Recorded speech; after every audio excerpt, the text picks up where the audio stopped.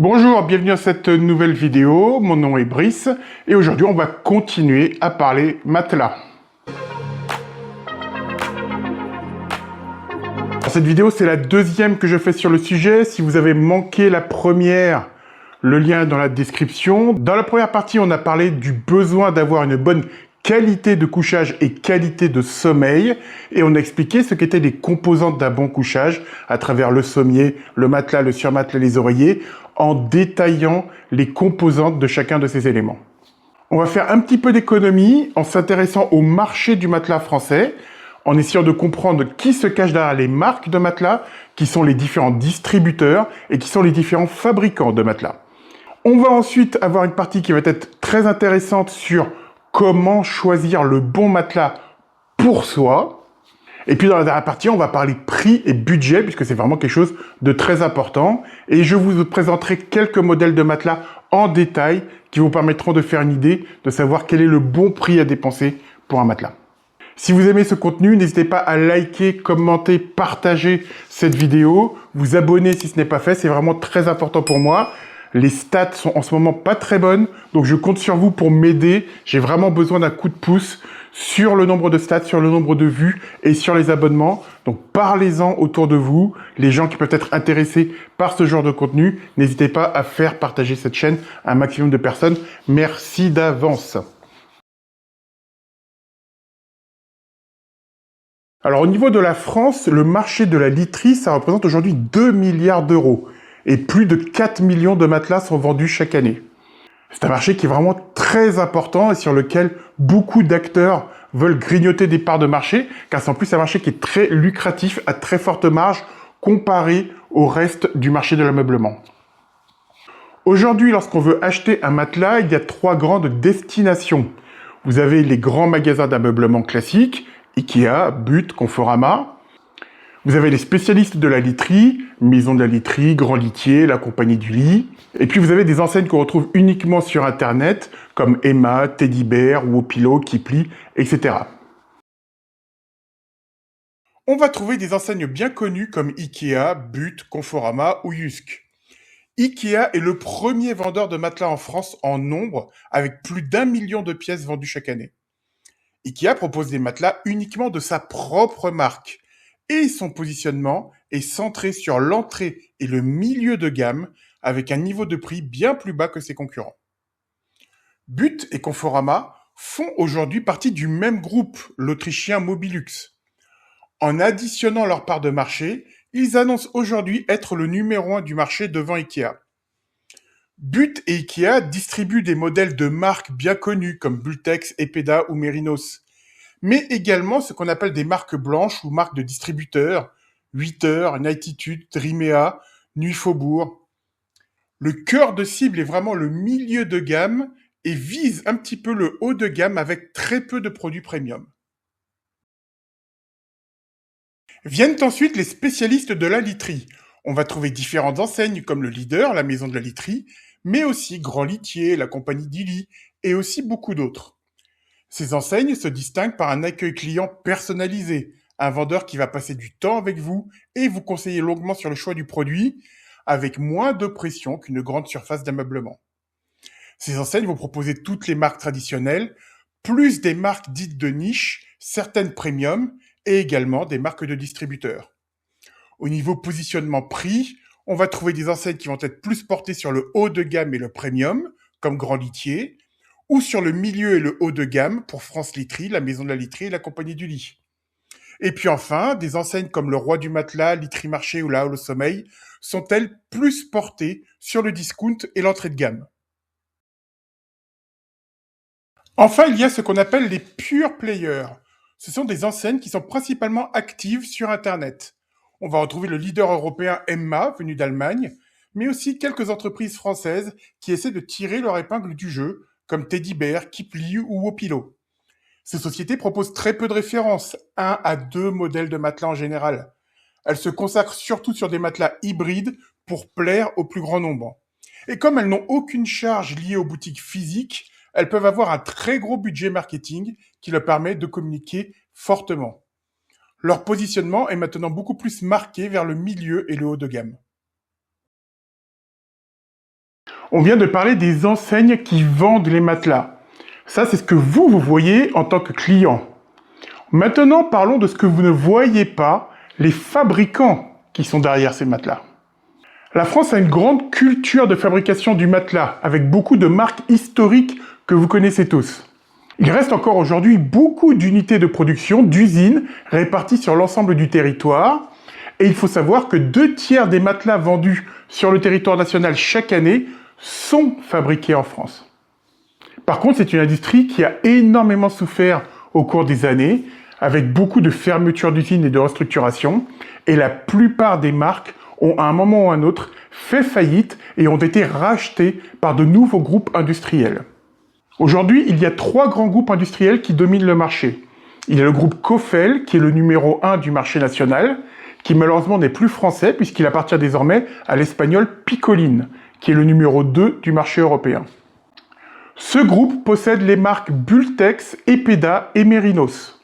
Le deuxième groupe français s'appelle Adova et lui possède entre autres les marques Treca et Simons.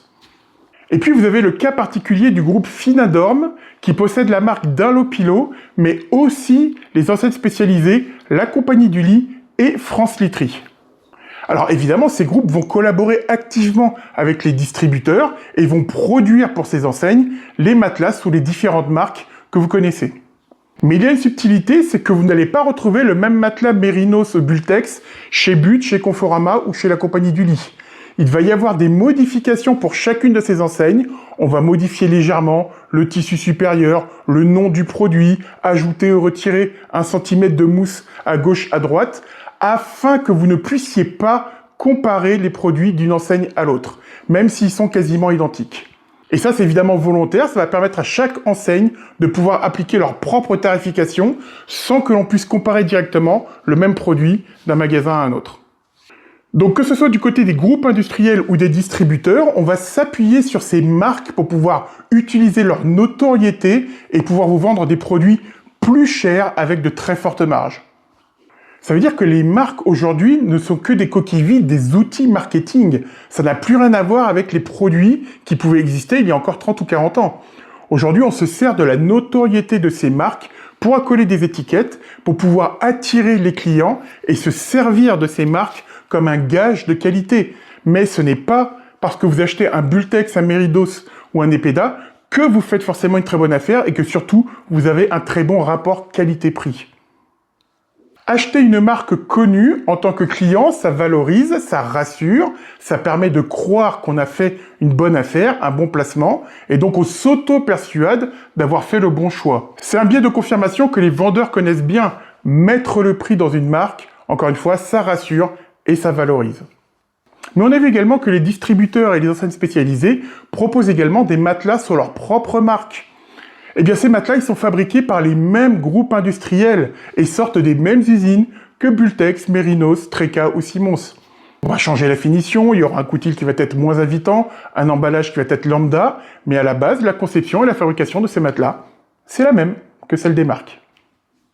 Et l'intérêt pour le revendeur et pour le fabricant, c'est de pouvoir continuer à proposer des matelas moins chers, de pouvoir toucher un maximum de gens, sans rogner à la notoriété de la marque qui a un certain prestige et donc un certain niveau de prix, de pouvoir continuer à toucher plus de clients et les empêcher de partir à la concurrence chez ceux qui vendent sur leur propre marque, Ikea ou les maintenant Emma, Teddy Bear, etc. Donc on voit bien comment fabricants et distributeurs utilisent les marques, la notoriété des marques, pour continuer à produire et à vendre beaucoup de matelas tout en préservant des marges les plus élevées possibles. Maintenant, il faut aussi qu'on parle des prix pratiqués par ces différentes enseignes. Vous allez avoir des enseignes qui vont fonctionner avec des promotions quasiment permanentes, du moins 20, du moins 30, du moins 50%, quasiment toute l'année. Conforama est un spécialiste, mais vous en avez beaucoup d'autres qui font ça. Et ça rend les prix complètement illisibles. On ne connaît pas la vraie valeur du prix d'un matelas. Et finalement, à l'arrivée, on ne sait pas si on a fait une bonne affaire ou pas. Et certains abusent tellement avec ces prix gonflés au départ et ces réductions qui finalement ne veulent rien dire, qui peuvent être hors la loi. Emma a été condamnée en 2025 pour pratique commerciale déloyale, justement à ce propos-là. Et quand on voit le montant de ces réductions qui sont quasiment permanentes, Le seul enseignement que je peux vous donner, c'est de ne jamais payer le prix fort annoncé, qui encore une fois est gonflé artificiellement. Et rappelez-vous, je vous ai dit que la literie était le secteur qui faisait la plus grosse marge au niveau de l'ameublement. Donc les revendeurs ont tout intérêt à faire ce genre de promotion. Ça va inciter l'acheteur à venir acheter, à créer un sentiment d'urgence, et puis donc à avoir un sentiment d'avoir fait une bonne affaire. Et puis pour le revendeur et pour le fabricant, d'avoir vendu avec une marge qui reste très, mais alors très confortable. Historiquement, chez les marchands de meubles en France, il y a une tradition de venir négocier le prix de son canapé, de sa cuisine et de son matelas. Ça fait partie du jeu et c'est l'une des différences également entre une enseigne spécialisée et les grandes surfaces d'ameublement. On va vous faire donc soit une réduction, soit vous offrir le fauteuil supplémentaire, le sommier, la tête de lit. Donc on va vous présenter un package complet et encore une fois, ça fait partie du jeu. On a cette impression de faire une bonne affaire alors que, souvenez-vous, dans la vie et surtout dans le commerce, il n'y a jamais rien de gratuit. Un autre sujet un peu sensible que je voudrais aborder, c'est la rémunération des vendeurs. C'est important d'en parler parce que ça va influer sur la qualité des conseils que vous allez recevoir. Chez les enseignes spécialistes de la literie, milieu, haut de gamme et premium, mais aussi chez But ou Conforama, vous allez avoir une part de salaire qui va être fixe et surtout une part du salaire qui va être basée sur des primes calculées sur les ventes des produits. Et ces commissions vont être plus ou moins importantes en fonction du modèle de matelas que le vendeur va vous proposer. Et donc ça va forcément influer le discours et les conseils que le vendeur va tenir pour vous orienter sur tel ou tel modèle. Et il faut ajouter à cela des objectifs de vente spécifiques qui vont être, eux, décidés par la hiérarchie suite à des accords spécifiques entre le fournisseur et le revendeur. Et donc vous allez avoir, par exemple, tu as cette semaine ou ce mois-ci 10 modèles de ce matelas à vendre absolument et tu toucheras tant de commissions si tu atteins ces objectifs. Alors, ça n'a rien d'illégal, ça n'a rien de choquant, ça existe dans plein d'autres domaines, les vendeurs de voitures par exemple. Mais donc pensez-y, car si vous voyez qu'un vendeur force sur un modèle en particulier, peut-être qu'il pense d'abord à sa commission avant de vous proposer le modèle qui vous sera peut-être le mieux adapté pour vous. Ce modèle, il est différent chez les compagnies étrangères qui n'ont pas la même culture. Je pense évidemment à Ikea ou à Jysk par exemple, qui elles fonctionnent de façon complètement différente et peut-être un peu plus transparente. Vous allez avoir des prix qui vont être fixes, avec évidemment des promotions qui vont être ponctuelles, mais on n'a pas ce système de prix gonflé barré artificiellement. Et puis vous n'avez pas ce système de rémunération à la commission pour les vendeurs, puisque chez ces enseignes, le salaire du vendeur est fixe. Ils vont toucher des primes si l'ensemble du magasin atteint ses objectifs, mais il n'y a pas de commission sur un article en particulier. Donc là, vous pouvez vous dire que le conseil reçu sera le plus objectif possible. Par contre, évidemment, on est d'accord, se rendre chez Ikea un samedi après-midi ou à la compagnie du lit, c'est une expérience client qui va être complètement différente. Donc ça va jouer dans votre processus d'achat, ça va jouer dans la façon dont vous allez être perçu, car aussi l'expérience que vous allez recevoir, l'accueil que vous allez recevoir, va être complètement différent d'une enseigne à une autre, et ça joue. Ça joue sur la perception, ça joue sur la valorisation en tant que client. Moi, je me sens peut-être beaucoup plus valorisé en tant que personne et en tant que client si je me rends dans une enseigne spécialisée que si je vais chez Ikea où je serai un client complètement lambda et anonyme au milieu de milliers d'autres. Donc on a des produits qui vont être différents, des parcours clients qui vont être différents, des offres de prix qui vont être différentes. Donc là aussi, à vous de choisir, de faire votre choix, mais en toute connaissance de cause. Et puis, il faut qu'on parle aussi donc des pure players, Emma en tête, mais ça vaut aussi pour les autres, qui vont faire énormément de promotions et sur lequel vous allez avoir un sentiment d'urgence qui va être créé avec un compte à rebours, plus qu'un jour, plus que 5 heures pour profiter de telle offre. Vous allez également avoir un stock, attention, plus que 10 pièces, dépêchez-vous. Tout ça, c'est pour vous inciter à valider votre achat le plus vite possible. Et puis évidemment, avec des packs, des promotions. Là aussi, on ne se rend pas compte de la vraie valeur du prix des produits. Certains vont en abuser un peu plus que d'autres. Certains vont aussi avoir une autre approche. Les clients qui vont avoir une offre de prix premium vont éviter de faire des promotions qui vont être trop grandes ou trop visibles, parce qu'une promotion, eh bien finalement, ça détruit aussi le prestige de la marque. Pensez à regarder dans le prix final ce qui est inclus, notamment la livraison et la reprise de l'ancien matelas. Regardez également les conditions d'échange et de reprise. Certaines enseignes proposent 90 voire 100 nuits pour essayer un matelas. C'est le cas des pure players, mais aussi d'Ikea. Vérifiez les conditions de retour, prix de la livraison si vous faites appel à un transporteur, et puis les conditions du remboursement, si c'est un remboursement intégral ou bien un avoir sur un achat ultérieur. Et puis il y a d'autres enseignes qui, elles, ne vont rien vous proposer du tout et vous proposeront uniquement la reprise légale d'un produit sous 15 jours s'il n'est pas déballé. Et vu que la plupart des matelas maintenant arrivent conditionnés, roulés et compressés, ce sera difficile de l'essayer. Et puis certaines enseignes ont connu ou connaissent encore des problèmes avec leur service client, donc là aussi renseignez-vous, car ça peut être un point très important. Et lorsque vous allez comparer les prix, vérifiez bien les services. Est-ce que la livraison est incluse? Est-ce qu'elle est au pied de l'immeuble ou bien dans la pièce de votre choix? Quels sont les délais de livraison? Chez certaines enseignes, ça peut être très rapide car les produits sont en stock directement, ou bien pour d'autres enseignes, c'est sur commande et ça peut prendre plusieurs jours, voire plusieurs semaines. Et puis quelles sont les conditions de reprise de l'ancien matelas? Il vaut mieux laisser ça aux mains d'un professionnel et savoir que le matelas finira dans un centre de recyclage plutôt que de l'abandonner sur le coin d'un trottoir au niveau des encombrants. Donc tout cela a un coût, comme je disais tout à l'heure, rien n'est gratuit et ça rentrera dans le prix final. Alors vous commencez à avoir maintenant toutes les informations nécessaires pour pouvoir bien comparer et faire votre choix d'un matelas. Et puis vous avez des aides, vous avez des sites qui font la comparaison, des comparateurs en ligne qui vous proposent vraiment de comparer différents types de matelas. Mais alors attention là aussi, car ces sites sont rarement indépendants et objectifs. En 2025, Teddy Bear a été condamné pour ne pas avoir déclaré qu'ils étaient derrière un site de comparaison qui en plus ne faisait pas les tests réels de matelas. Le comparatif le moins biaisé et le plus fiable serait peut-être celui de Que Choisir. Et encore. Méfiez-vous également de tout ce qui va être prix, distinction, produit de l'année, qui sont très souvent bidons et qui ne sont que des outils marketing pour vous inviter à acheter le produit. Alors finalement, avec toutes les informations que l'on a, quel matelas choisir? Il va falloir tenir compte de plusieurs paramètres. La première, c'est votre position de couchage, sur le dos, sur le côté ou sur le ventre. La deuxième, c'est votre propre morphologie.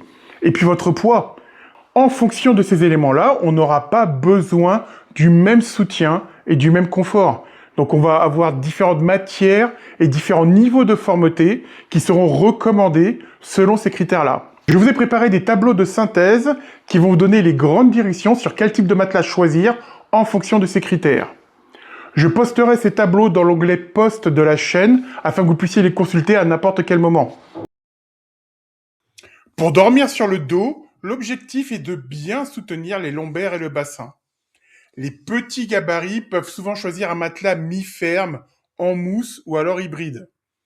À partir de 80-85 kg, il faut généralement un peu plus de soutien. On va alors passer sur du ferme, avec un cœur en ressort ou alors hybride.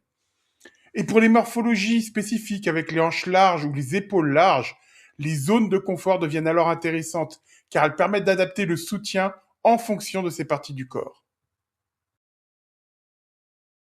Pour dormir sur le côté, le point clé, c'est le support des épaules et des hanches. Le matelas ne doit pas être trop dur, sinon les épaules et la hanche vont rester bloquées en surface. Pour les gabarits légers et moyens, le mi-ferme est souvent le meilleur compromis, avec soit de la mousse, soit du hybride et des zones de confort. Pour les poids plus élevés, on va plutôt se diriger vers du ferme, mais toujours avec un bon accueil en surface. Les matelas hybrides ou à ressort sont bien souvent les plus adaptés.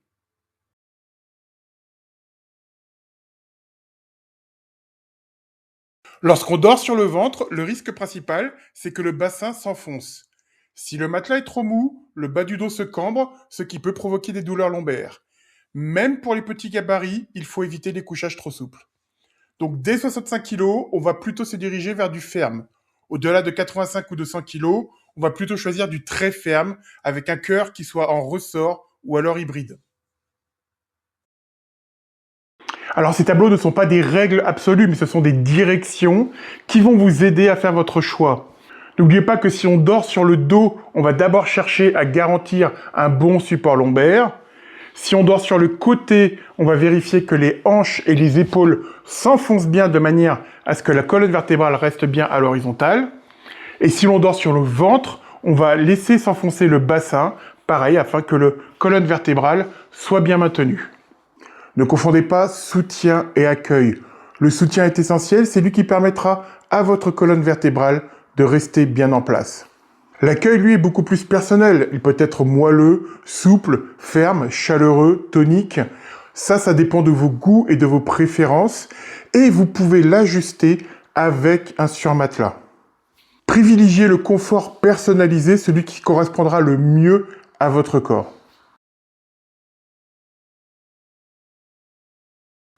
On l'a vu, le matelas le plus cher n'est pas forcément le meilleur et une marque connue n'est pas forcément un gage de qualité.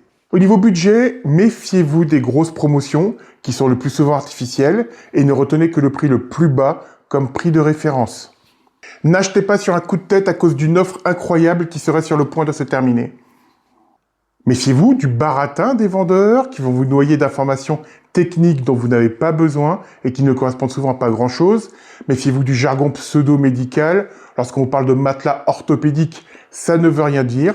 Orthopédique, c'est juste un matelas à zone de confort. Alors, quel budget investir dans un matelas ? Ce ne sera pas à moi de vous dire si vous devez mettre 100, 200, 1000 euros dans un matelas. Là, c'est vous en fonction de votre budget et de votre moyen. Mais quel budget voulez-vous accorder à votre couchage et à votre bien-être ? Là, c'est une question que vous pouvez légitimement vous poser. Un matelas, c'est fait pour durer 10 ans. Donc, quel que soit votre budget, divisez-le par 10 pour avoir ce budget annuel que vous investissez sur votre couchage. Si vous avez par exemple un budget de 600 euros, qui est déjà très confortable, 600 euros sur 10 ans, c'est 60 euros par an, et donc c'est même 5 euros par mois. Et ça, c'est peut-être une bonne façon de ramener les choses à quelque chose de concret, en disant 5 euros par mois, oui, c'est 3 fois moins cher que Netflix. Et avec un budget de 600 euros, on est très confortable pour trouver un matelas, un surmatelas et des oreillers de très bonne qualité. Donc voilà, après ces 2 vidéos, normalement vous avez toutes les cartes en main pour pouvoir faire votre choix au milieu de cette jungle qui est vraiment très compliquée des marchands de matelas. On arrive à la fin de cette deuxième partie. J'espère qu'elle vous a plu, qu'elle vous aura intéressé. Dites-moi en commentaire ce que vous en avez pensé. Dites-moi si vous avez d'autres questions également. Je pense qu'on refera plus tard une 3e vidéo dans laquelle on fera une étude comparative de certains matelas. Je pense que ça peut être un parfait complément pour pouvoir continuer à discuter du couchage et vous rendre compte de la réalité vraiment du contenu d'un matelas. Si ce contenu vous a plu, n'hésitez pas à liker, commenter, vous abonner et partager cette vidéo. C'est très important pour moi. Pour les plus fidèles qui sont encore présents sur cette chaîne, mettez-moi une lune dans les commentaires, ce sera le mot-clé de cette semaine.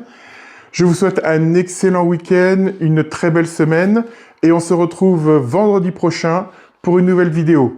D'ici là, portez-vous bien.